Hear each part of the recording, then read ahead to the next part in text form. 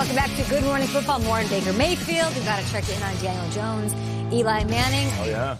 I'm checking in on the Redskins early. And you like Dwayne Haskins, huh? But yeah, I do. But Case Keenum looked a little better yesterday. Yeah? That's what the Redskins.com reporters are saying. So we will dig into that, whether or not that's expected to start Manning. Kay, can I tell you I'm proud of you today? Why? Because Kay doesn't often reference a lot of movies, but she made a deep cut today. It started the show with. Is it that deep? A Robin Williams movie, not Good Will Hunting, not Good Morning Vietnam. She went Jack. Yeah. Which it was that or Patch Adams. I'm proud of you, Kay. I like a deep cut. Everybody references Good Will Hunting. That's easy. But I've never seen Flubber, so who's in Flubber? Robin Williams. A bunch of cartoons. Oh, is he? That's not worth it. CGI. Jumanji. I'm going to try to insert some deep cuts do it. in here. Kay referencing 1 hour photo. Oh, that was tragic. Crazy. You went dark. Rest in peace, Robin. Out in the newsroom in Culver City with more. And there you go.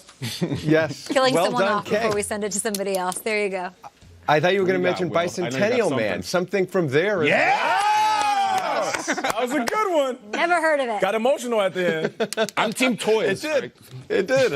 All right. So more deep cuts out of UK. Last year, it seemed like almost every day we were bringing you updates on Andrew Luck's shoulder. Luck is now throwing a tennis ball. Luck saying his rehab is going well. He's ready to sling the Duke. It was shoulder updates all the time.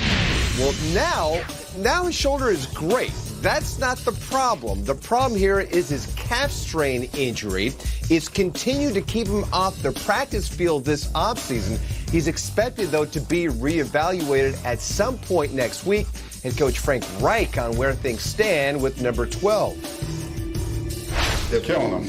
He's killing him, and he could be out. It's the same thing. He could be out there, but you got to take these things serious. So you got to trust it. And so what I've learned, especially after going through what we did last year, trust people and trust the process. I trust Andrew. I trust the process of everybody we got in the building working on it, and I trust that we'll make the best decision for the team.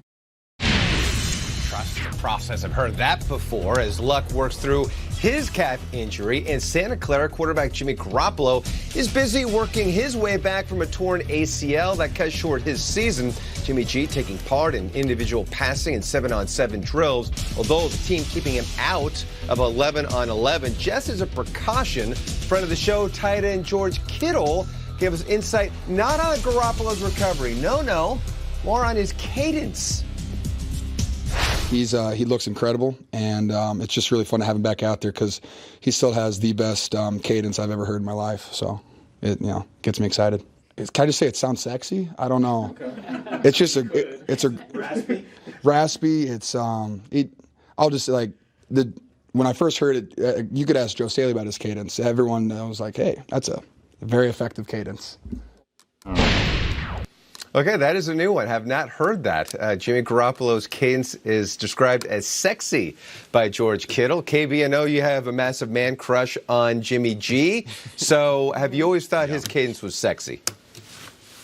Everything about him is sexy. I mean, his cadence sounds like a beautiful racehorse, an Arabian stallion. We love Kittle here, though. Nathan's is the best tight end in the league now that Gronk's gone, right? No doubt. I like it, man. Absolutely. Right there with you. Come at him, Zach Ertz. Thank you so much, Will Selva. Tweet the show at #GMFB. We're going to get into some what happens first here in a second, but we have a little voting thing going on today. Oh, my gosh, yes, we do. On Twitter, at GMFB, pick the best wide receiver. It's Antonio Bell up against Odell Beckham. We're revealing the winners in a bit, but here we go. What happens first? And let's kick it off in the NFC East. Golden Tate spoke out with our Mike Garafolo yesterday. Here is what he had to say about his new teammate, Eli Manning. Golden pass today at practice, tipped, came to you, right on you. You caught it quickly. The old reflexes are still good, right? Yeah, I'm feeling good, feeling young. Just kind of, I don't know how that happened. It didn't happen very much, but I'm glad I was there to extend the play, I guess. Eli Manning, I know you've been asked a lot about him, and people have all their opinions about him. I'm out there watching it today. He's still making some throws from one hash to the other sideline, over D-backs, in the right spot. Still looks like he's slinging it to me. What about you? I'm right there with you. Coming in, I didn't know what to expect. I didn't know Eli on a personal level. I really enjoyed getting to know him, but also him as a player. I mean, I think he has a lot left in the tank, and you can see it on the field. He's making throws from the opposite hash all the way to the sideline, and that's impressive because there's not even young guys who can do that. So he understands the offense, and he's showing up to work every single day, and he's still hungry like he's a young guy. So that's what you want, especially in your quarterback. I think he's, you see Daniel Jones making some progress too, and you can't help but to think Eli's, helping him out a lot with that. So I think we're in a good place. We're just showing up every day, trying to get better, and that's the ultimate goal. The progress that you've seen from the young guy, Daniel Jones, you're talking about from the time that he arrived to now. What are you seeing that's having you say, hey, he's coming along? I'd say today, for me, I thought he did his best job at leading the huddle when he was in there, making plays with his arm, with his legs, whatever it may be. He made some crucial, great throws on third down, and that's impressive. He's made huge jumps since he arrived here a month ago or whenever it was. We just hope he continues to do that. And that's got to be exciting when your young quarterback is making jumps like that. So keep up the good work. We gotta get Golden Tate on the show. Yeah, what are we waiting for, Smash Golden? eggs on his head. Yeah, GT, come on, Golden. Let's just go there after the show today and go find him with the carton of eggs. Just pull up on him. Eli looking sharp, apparently, according to Golden Tate at minicamp so far. What happens first? The Giants win a playoff game for the first time since 2011, or Eli hangs them up, guys?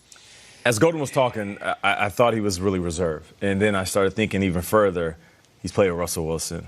He's caught balls from Matt Stafford. Yeah, but he's Rod Tidwell. Carson Wentz. Yeah, you're right. Nick Foles. So, it's funny. I saw him talking, and he didn't want to seem overexcited, and I know why. I mean, he's a Super Bowl champ, and he's been there with some of the top quarterbacks in the league. What happens first? The Giants go to the playoffs, or Eli retires. I'm going to say Eli retires. I feel like they're going to have a good season, but not good enough to make the playoffs this year. Not just the NFC, but the NFC East. It's tough. I mean, you have the Redskins, and I feel like Daniel Jones will be a starter week 1, and he's going to light this league up. The Cowboys are monsters last year. You think Haskins is going to be a starter week 1? Yeah. What did I say? Daniel Jones. Because that's a whole different conversation. I was going to say, that's a strong take. My bad. I got Daniel Jones all on my mind. Yeah, I do. I believe Haskins will be a starter week 1, and he's going to light up this league. So the Redskins will be back in the fold of the NFC East.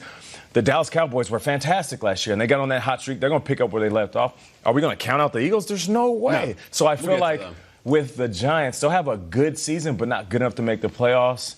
And it'd be good enough for Eli to walk away from the game still on a high note. Walk away is in a contract year. He could go play somewhere else, Kyle. That'd be wild. I think the answer is that he retires before the playoff game. Eli might be in the Hall of Fame before they win a playoff game. I'm serious. The only 4 or 5 teams in the NFC are going to win a playoff game, guys. That's really hard. Not getting one, but winning one. No, Eli, it is fascinating, though, in the contract year, Kay, because what happens after this year? If Eli does the Eli thing. Is this his last and year? Goes 9-7 and is pretty good. Do they give him another 1-year deal? Probably. If he takes him to the playoffs, do they extend him? That's my question. You should. Yeah, if he takes him to the playoffs, absolutely. If he takes the Giants to the playoffs, extend him. And he's good and they take him, yeah. Why? Why would they do that? Because he's a playoff quarterback. They drafted Daniel Jones. Sorry. What have we talked about time and time again about the economics of having a young quarterback on a young deal? He takes him to the playoffs and you let him walk? But it's a big hypothetical. It's a big hypothetical. They got a lot of work to do taking the playoffs. I think Eli might be good this year. All right. What take is that? Take the NFC. Want to back that up? It's a Craig Germain special. Just sliding right. Carson Wentz and his progress this offseason has been talked about a ton after that injury-riddled 2018 and an injury even before that. Yeah. And it's led to a big discussion here at the breakfast table about who's the best quarterback in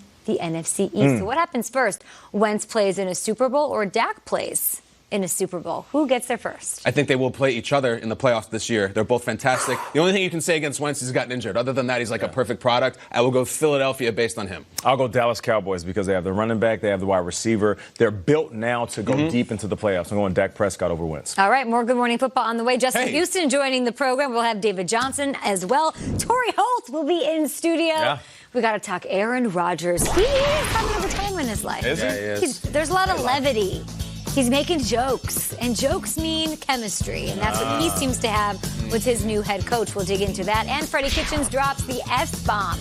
He sure did. Really? Yeah. Already? Apparently. That's fast. He did. We love this guy, don't we?